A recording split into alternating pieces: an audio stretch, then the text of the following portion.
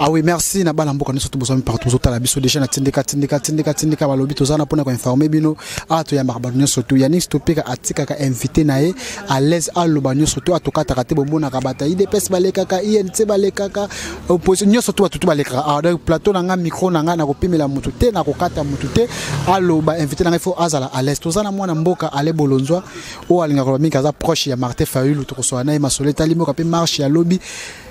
Est-ce que Simba ko be Simba kité elle aurait pas préparer après marche makamne ça tout ça déjà na plateau awa mbote mona mboka le bolonzwa mbote na balandi mbote na batu nyoso surtout ba ko sepela mam na olobate na pesi ba mbote babe mikolo so mona te moi retraite ko ti garage benden te binonde bo kimaki peut-être na ga saki bo komi proche ya pouvoir binonde bo kimaki nga ko banga te nga le ka presque chaque fois na ba média na mona ka ndeko na biso Mustafa nde akimaki yopo kimaki mais le réserve naza et donc on banga ezati to banga nini ba mandataire hein ba gouverneur ba ministre ba président ministre affaires étrangères non tozali to bunda na mboko ti muko ba oyoka pe makambo échanger ndeto tiki. Merci beaucoup mon mboka le bolonzwa toujours par rapport à masoleta limboka pona yo mboka et ça na positionné ni bino ba ta proche Martin Fayulu.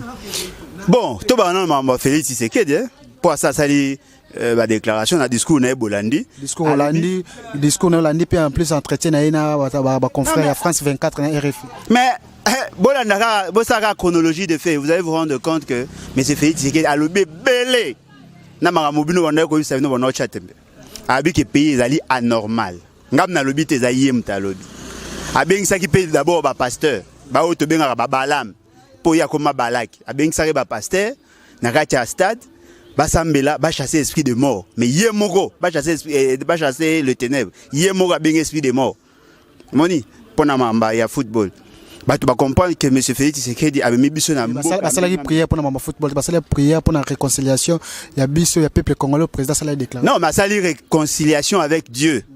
Mais au même moment, pour Namambaba, les babengi banganga.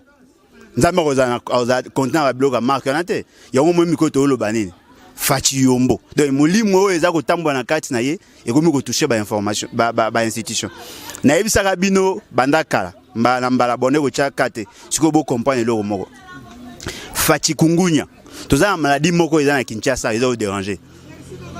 Chikungunya. Maladie wana ezali ko paralyser l'articulation. Mais le lorsque tu as une maladie moussous, chikungunya, et la maladie est paralysée par l'institution. Ça qui coalition na bango, le lono tozolo bazali incapable de mettre en place un gouvernement. Mais au même moment, tozolo ka dépassement. Moni, de tonner ko Sabino banda kala que le pouvoir au bozui au monsieur Félix Tshisekedi azui na bandeko na biso ya IDPS au ba komina ba bungi mwanzela muke parce que ba komi komona keno ba komi permettre à mangeoire. Beaucoup ko se rendre compte que ces pouvoirs ils allaient pouvoir ya ba jouisseur. Beaucoup ko se rendre compte qu'ils sont incompétents. Bazali ko annuler ba décision. Bazali ko annuler installation ya ba institution. Bazali ko zwa ba décision par des communiqués. Bazali ko zwa ba ordonnance contresigné par le directeur de cabinet. Bazali ko falsifier ba date, ba document où ils allaient supposer que ça officiel.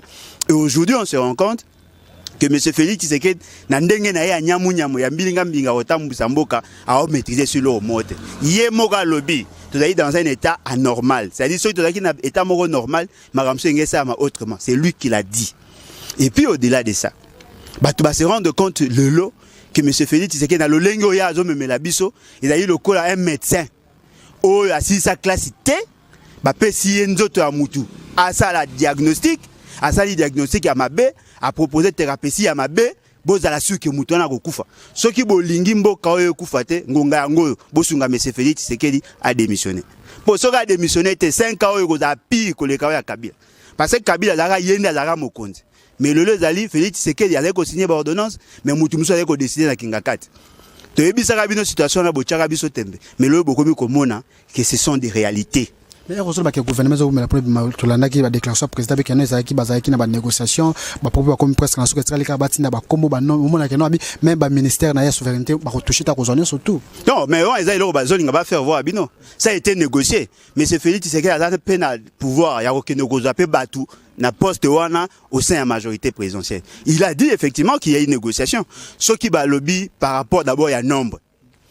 boza kolela kembongo ezalite ya do ça ba dépassement budgétaire akunda papa na mabe asa ba dépenses imprévues mabe abakisa nombre ya ba membre ya cabinet mabe le lot commis na gouvernement avec 65 personnes sans compter cabinet na ba plus de 147. Oh, il faut bazana ba rang, il y a ba vice-ministre, il y a ba ministre, il y a ba ministre d'État. C'est-à-dire mbongo nyonso biso toza ko sa to futa ba impôt et ko kenekaka pour permettre madame première dame azwa bana ba Rwandais azwa bango en charge et ko permettre ba kunda ba musicien na ba o ba dépense ba salaka et ko permettre bango ba sala ba dépense na bango imprévu parce que va se faire une santé financière. Na condition wana mboki kotambola bien te. Ya on a zoé bisayo. Avant M. Félix Tshisekedi on avait des problèmes.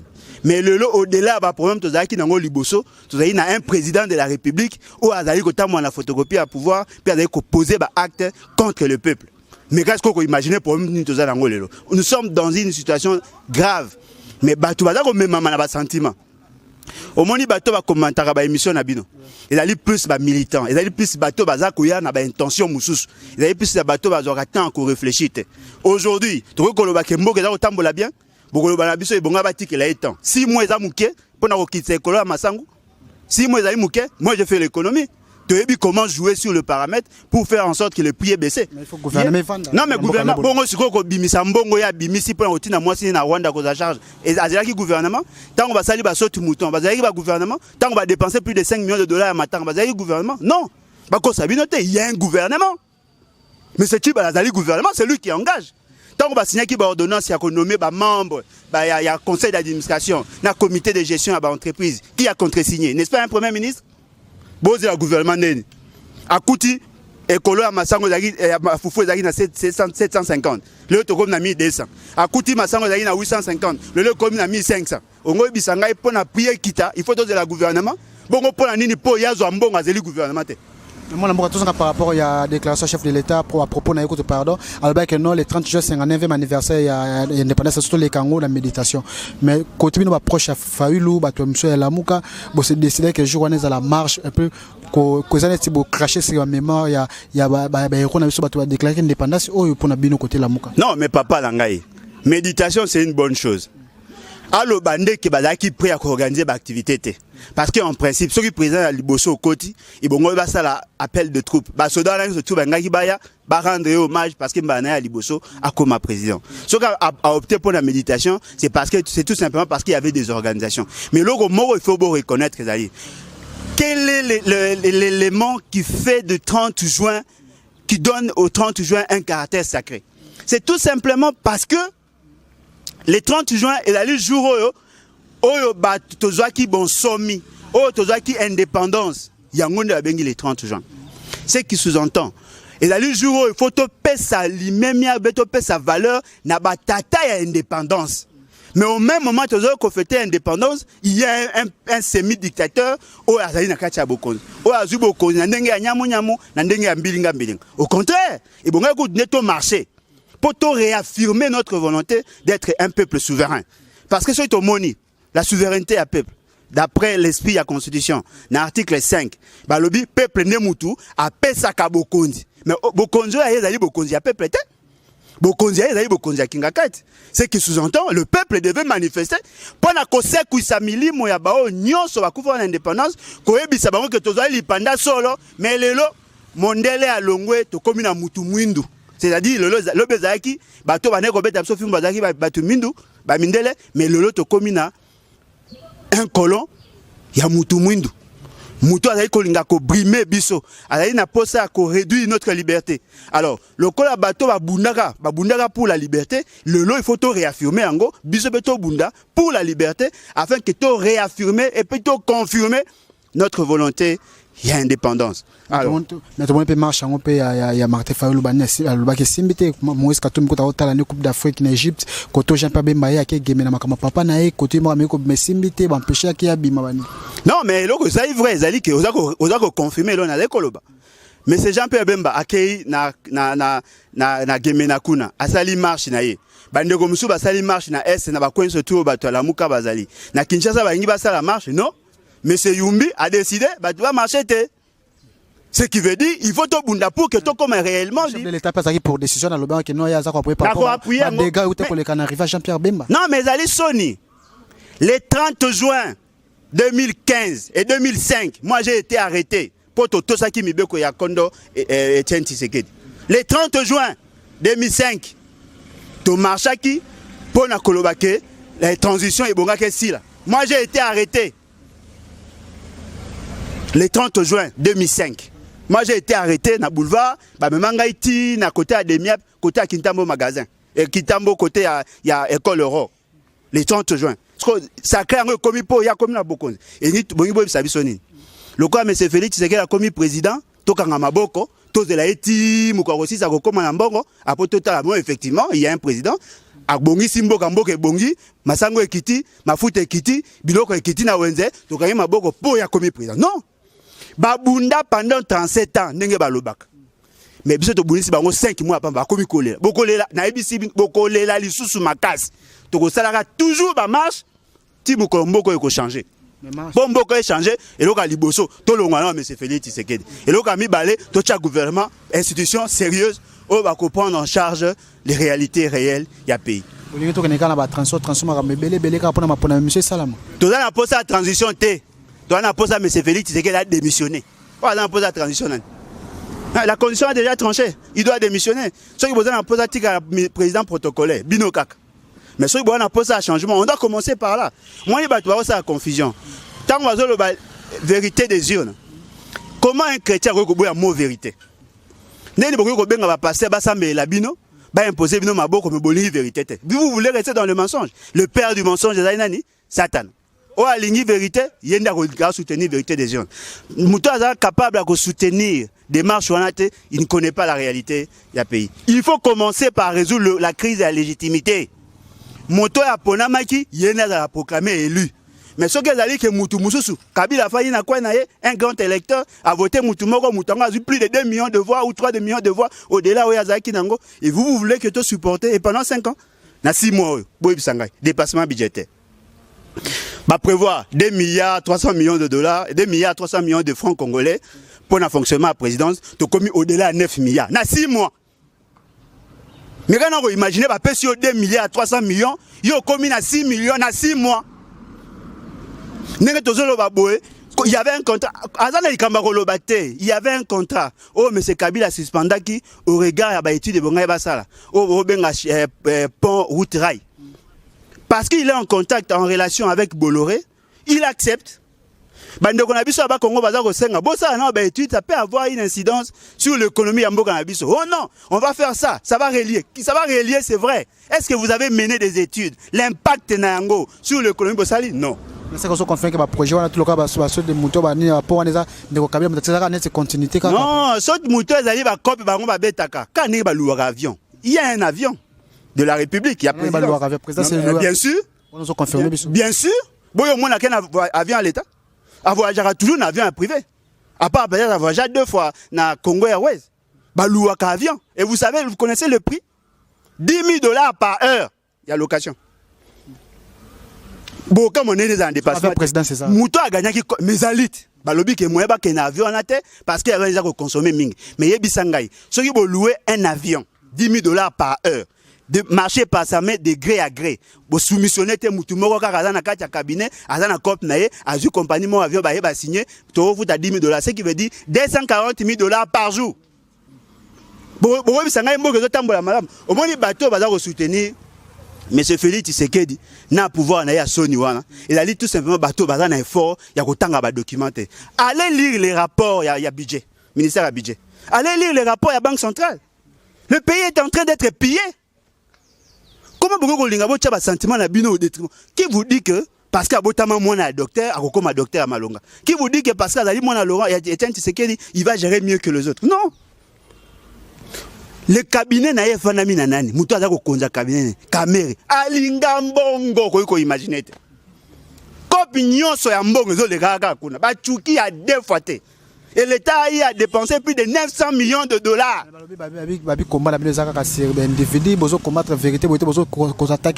Mais à l'objet, mensonge, où tu as un zété?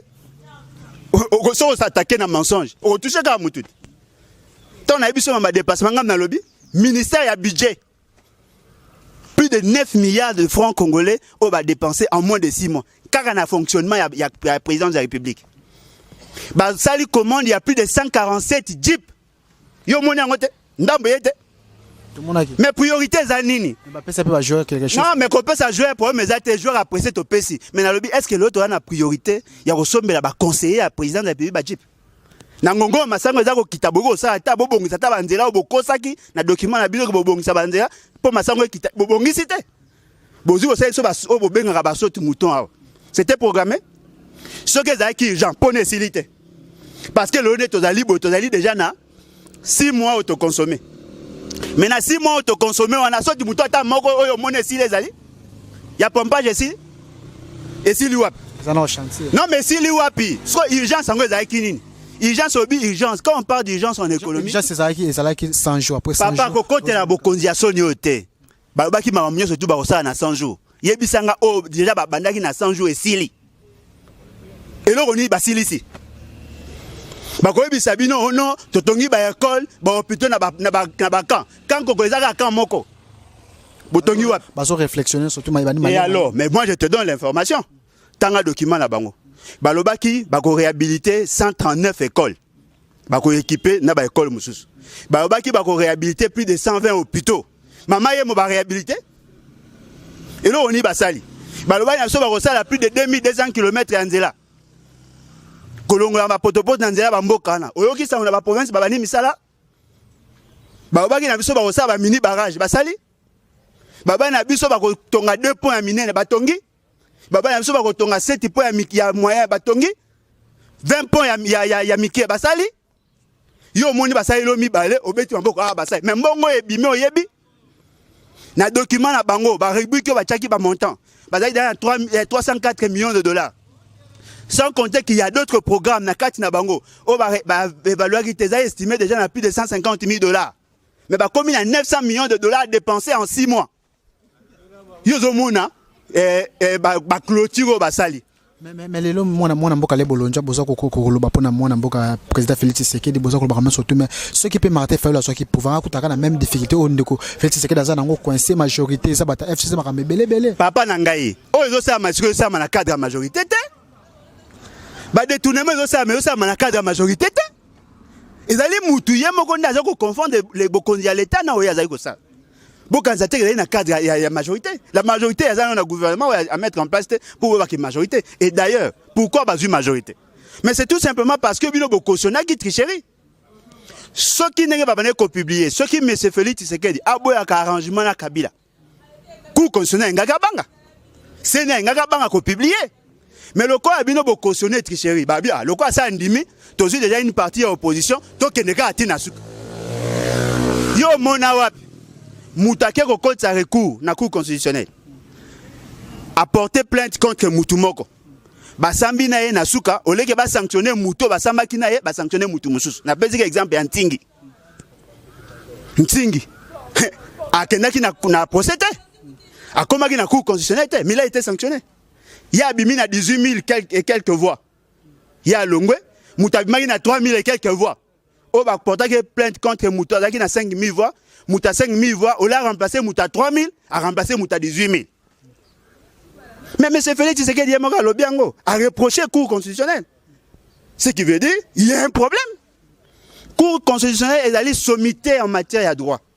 Bango est allé la haute cour. Ceux qui Bango déjà allé entamé. Par rapport à la vision, par rapport à l'objectivité, à combien plus forte raison? Et vous pensez que tricherie, ça a mis dans la députation nationale? Dans la provinciale? Non! Et bien, la présidence. Mais c'est Félix Tshisekedi n'est pas le choix du peuple. Mais là, on dit tout le monde, il y a un azali, quand on a un tourisme, quand on a un pays qui a apporté le remote, attends, on a une invitation à Mouké. Il faut qu'il Nasuka, il n'apporte rien. Le peu d'argent que nous avons, au lieu qu'il va gérer rationnellement, non, gaspillage. En tout cas, merci beaucoup, Zalaki. Moi, je suis Bolonjo na micro. Merci équipe technique, merci Mustafa Malembe, merci Sinej na caméra, ML Mike Luzoladio, Bandekoto Poto, Rife Kisombe, Papi Kelly, et puis mon vieux Kwame Chaka na Londres, Bandekoto surtout Botala Katsindika pour s'abonner. Parce que moi, je suis Bolonjo, mot de la fin, les Congolais, surtout Botala Biso. Et là, on a aussi un Congolais. Tout ça dit déjà erreur rebelle. Il faut te éviter que ça la erreur. Na ko senga na bino bolongo la ba émotion. Au lieu de soutenir un mouton aveuglement, botanga ba document officiel. Pour comprendre qu'il y a un problème. Ce que moni monsieur Félix Tshisekedi, alors que on a le yenge parce que azo mona ki na simana ye, bino bato bo soutenir ka sans koyeba le fonctionnement de l'état, boko mo koma pe mo ebele. Bande ko na biso ya lamuka, ba organiser marche na bango.